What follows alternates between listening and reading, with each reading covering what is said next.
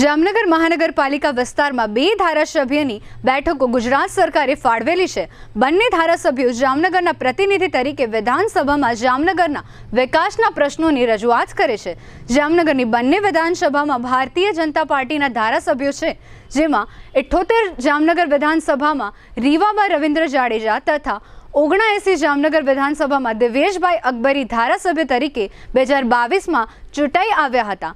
તેઓ બંને ધારાસભ્ય તરીકેની જવાબદારી 1 વર્ષથી વધારે સમયથી નિભાવી રહ્યા છે। આ બંને ધારાસભ્યો પૈકી 79 વિધાનસભાના દિવ્યેશભાઈ અકબરીની જીટીપીએલ જામનગર ન્યૂઝના મેનેજિંગ એડિટર જયેશભાઈ રૂપારેલિયાએ મુલાકાત લીધી હતી, કારણ કે તેઓએ 1 વર્ષ દરમિયાન પ્રજાલક્ષી અને વિકાસલક્ષી શું કામગીરી કરી તેવા પ્રશ્નને લઈને ધારાસભ્ય દિવ્યેશભાઈ અકબરી સાથે એક પ્રશ્નોત્તરી વાર્તાલાપ કરવામાં આવ્યો હતો। આ વાર્તાલાપ દરમિયાન ધારાસભ્ય દિવ્યેશભાઈ અકબરીએ જણાવ્યું હતું કે સૌપ્રથમ જામનગરમાં જીજી હોસ્પિટલને વધુ સારી સુવિધા આપવાના ધ્યેય સાથે ₹550 કરોડ જેવું મોટું બજેટ રાજ્ય સરકાર પાસેથી લઈ આવવામાં અમો સફળ થયા છે, જેને કારણે ટૂંક સમયમાં જ જીજી હોસ્પિટલનું નવીનીકરણ જોવા મળશે। આ ઉપરાંત જીજી હોસ્પિટલમાં જ અમો ન્યુરોસર્જનની ખાલી રહેલી જગ્યા પણ ભરવામાં સફળ થયા છીએ, જેને કારણે ન્યુરોસર્જનની સેવા લેવા માટે જામનગરના નગરજનોને રાજકોટ અને અમદાવાદ જવું પડતું હતું, તે હવે જામનગરવાસીઓને ઘર આંગણે જ ન્યુરોસર્જનની સેવા મળશે। આ ઉપરાંત એસટી બસ સ્ટેન્ડનું પણ નવીનીકરણ ટૂંક સમયમાં જામનગરવાસીઓને જોવા મળશે। વધુમાં દિવ્યેશભાઈએ જણાવ્યું હતું કે ધારાસભ્ય તરીકે મારી જે ફરજ હોય તેના કરતાં પણ વધુ આપવાનો મારા તરફથી પ્રયાસ કરવામાં આવ્યો છે। જામનગરના વિકાસની સાથે સામાજિક લેવલે પણ મેં જાગૃત રહી લોકોની સેવા કરવાનો બેસ્ટ પ્રયાસ કર્યો છે। વિકાસની દિશામાં જામનગર ક્યાંક પાછળ ન રહી જાય તે અંગે હું સતત ચિંતિત હોઉં છું। આવતા દિવસોમાં પણ જામનગરના નગરજનોએ કલ્પના કરી ન હોય તેવા વિકાસના કામો જામનગરમાં જોવા મળશે અને તે માટે હું તથા મારી ભારતીય જનતા પાર્ટીના તમામ સભ્યો અને નેતાઓ ખૂબ જ મહેનત કરી રહ્યા છીએ। દિવ્યેશભાઈ અકબરી તથા જયેશભાઈ રૂપારેલિયા દ્વારા થયેલ વાર્તાલાપના આ રહ્યા મુખ્ય અંશો। જીટીપીએલ જામનગર ન્યૂઝમાં તમામ દર્શકોનું સ્વાગત છે। આજે અમે લોકો દિવ્યેશભાઈ અકબરીની ઓફિસ ખાતે આવ્યા છે અને ધારાસભ્ય તરીકેની વાત કરીએ તો છેલ્લા 13 મહિનાથી એમને ધારાસભ્ય પદ એમને મળ્યું છે, એટલે કે ચૂંટાયેલા છે અને એની અંદર 1 વર્ષ દરમિયાન શું લેખાજોખા થયો છે, શું જામનગર લેવલે એમને ગ્રાન્ટ લેવા છે, શું વિકાસ કર્યો છે, તો એ પ્રજાને એનો જે હિસાબ છે એ માગવાનો અધિકાર હોય છે। એટલે પ્રજાના પ્રતિનિધિ તરીકે અમારે પત્રકારને પણ એક જવાબદારી હોય છે કે બધા પબ્લિક તો ન પહોંચી શકે, પણ અમે એક પ્રજાના પ્રતિનિધિ તરીકે એટલે કે પત્રકાર તરીકે અમે એમને સવાલ કરીએ છીએ કે સાહેબ છેલ્લા 1 વર્ષથી આમ 13 મહિના થઈ ગયા છે, 1 વર્ષ દરમિયાન આપનો જે વાત છે ધારાસભ્ય તરીકે છો, વિધાનસભામાં અંદર આપ બિરાજો છો, શું અહીંયા જામનગરના વિકાસ માટે આપ સહભાગી બન્યા છો? હું અને ભારતીય જનતાની સમગ્ર ટીમ જામનગર શહેરના વિકાસ માટે દોડતી રહીએ છીએ।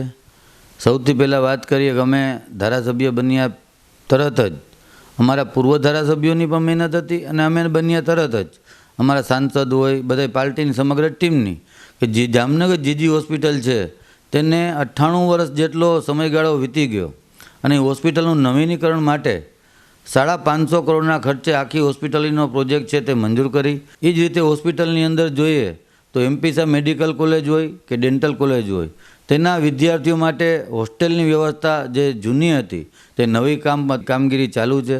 હોસ્પિટલની અંદર જ વાત કરીએ કે હોસ્પિટલનો ઘણા સમયથી અમે ચૂંટાણા તરત પ્રશ્ન હતો ન્યુરોસર્જન ડૉક્ટરનો, તો જામનગરમાં ન્યુરોસર્જન આખું ડિપાર્ટમેન્ટ ઊભું કરી અત્યારે કાર્યરત થઈ ગયું છે કે ન્યુરોસર્જન કોઈ પેશન્ટને અહીંથી અમદાવાદને જે રાજકોટ રિફર થવું પડતું હતું એનું અટાણે માત્ર 1% એવું પ્રમાણ રહ્યું કે કોઈ કેસમાં જ જવું પડે, બાકી જામનગર જીજી હોસ્પિટલની અંદર ન્યુરોસર્જનનું આખું ડિપાર્ટમેન્ટ કાર્યરત થઈ ગયું। પછી વાત કરીએ જામનગરનો ઘણા સમયથી હતો એસટી બસ સ્પોટ, એ પણ અત્યારે ટેન્ડરના આરે છે।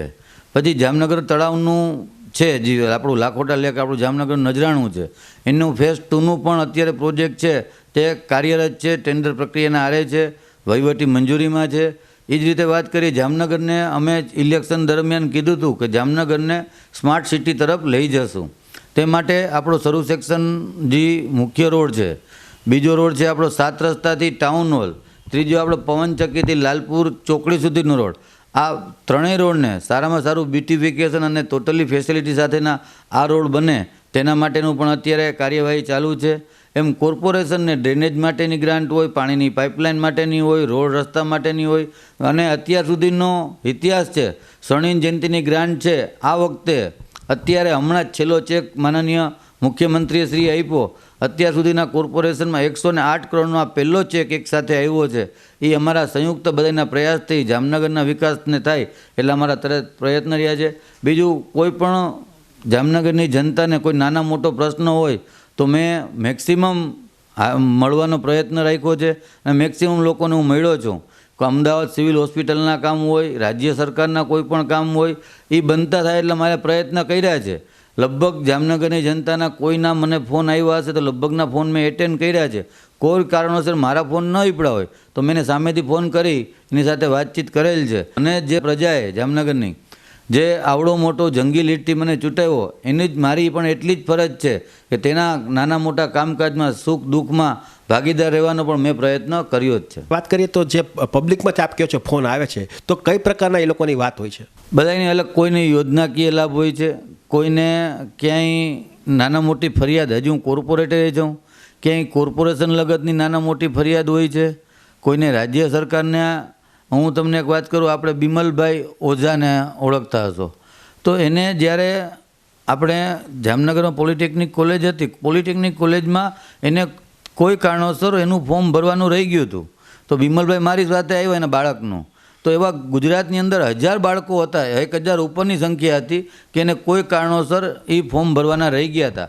પણ એ બિમલભાઈ મારી સાથે ગાંધીનગર આવ્યા, આપણે મંત્રીશ્રીને રજૂઆત કરી, એ પોર્ટલ 2 દિવસ માટે પાછું ખોલાવી એ બધાય બાળકોને એમાં અભ્યાસમાં એડમિશન મળી જાય તે માટેના ફોર્મ ભરાઈ ગયા. અને આવી રીતે રાજ્ય સરકારના નાના મોટા ક્યાંય કામ રહી જતા હોય તો અલગ અલગ પ્રકારના બધા કામો આવતા હોય. અને અમદાવાદ સિવિલ હોસ્પિટલની અંદર જામનગરથી કોઈ પેશન્ટ ગયું હોય તો ત્યાં એને સારવાર હોય, બ્લડની જરૂર હોય, કોઈ પણ નાના મોટી ભલામણ કરવાની હોય, સીએમ રાહત ફંડમાંથી કોઈને ગ્રાન્ટ લેવાની હોય. એક હું તમને વાત કરું, કાલાવાડ તાલુકાના વડાળા ગામના એક બ્રાહ્મણભાઈ હતા, એને કિડનીથી હૃદયથી જઈને કિડની પાછળના ભાગમાંથી બેક સાઈડથી વેન જતી હોય, એ બ્લોકેજ હતી, એ અમૃતમ કાર્ડમાં ન થઈ શકતી. એટલે અમદાવાદ યુએન મહેતા હોસ્પિટલની અંદરથી એ રજા લઈને આવી લાવ્યા પાછા. એનો 3.5 થી 4 લાખનો ખર્ચો હતો. એટલે મને એક મારા વિસ્તારના એક ભાઈ છે, એના રિલેટિવ હતા, એ મારી પાસે લઈને આવ્યા. પણ અમદાવાદ યુએન મહેતામાં એડમિટ કરાવ્યા. સીએમ રાહત ફંડની અંદર એને સ્પેશિયલ કેસમાં 3 લાખ રૂપિયા અપાવી અને એનું ઓપરેશન કરીને એને વ્યવસ્થિત કર્યા. આવું નાના મોટું સેવાકીય કાર્ય હોય, કોઈને ધંધાકીય હોય. જામનગર જ ઉદ્યોગ સિટી છે, બ્રાસ ઉદ્યોગ સિટી, એના ફેઝ 2 અને ફેઝ 3ના રોડ રસ્તા માટેને ઘણા સમયથી માંગણી હતી અને સરકારમાં પ્રોજેક્ટ અટકેલા હતા. હમણાં એ 60 કરોડના પ્રોજેક્ટને સરકારે બહાલી આપી છે અને ટેન્ડરિંગ પ્રક્રિયા છે. એમ જામનગરના અલગ અલગ ક્ષેત્રમાં જે નાના મોટા કામ હોય તેના માટે મેં સતત કાર્યરત રહ્યા છીએ. ધારો કે વિઝનની વાત કરી, ધારાસભ્ય તરીકે આપણું એક ગુજરાત સરકાર લેવલે આપણું વિઝન પણ હોય કે અહીંયા જામનગરમાં આવતા દિવસોમાં કયો વિકાસ ઘટે છે ને આપ એ પૂરો કરશો? જામનગર હાલ છે તે 2 પ્રકારનું. જામનગરનું બિરુદ છે છોટા કાશી તરીકેનું. અમે પણ સરકારમાં હેરિટેજની અલગ ગ્રાન્ટથી જામનગરના પૌરાણિક મંદિરો, આ જે બધું છોટા કાશી તરીકેનું બિરુદ છે તે જળવાઈ રહે તેના માટે સરકારમાં અલગ પ્રોજેક્ટ મૂકેલ છે. બીજું આપણે વાત કરીએ કે જામનગર ટ્રાફિકની સમસ્યાથી પણ જૂझે છે. એના માટે જ્યાં બ્રિજની જરૂરિયાત હોય ત્યાં બ્રિજ, જ્યાં ડીપી અમલવારી, ટીપી અમલવારી કરવાની હોય તે અમારા આગલા પ્રોજેક્ટની અંદર આગળ વધશે.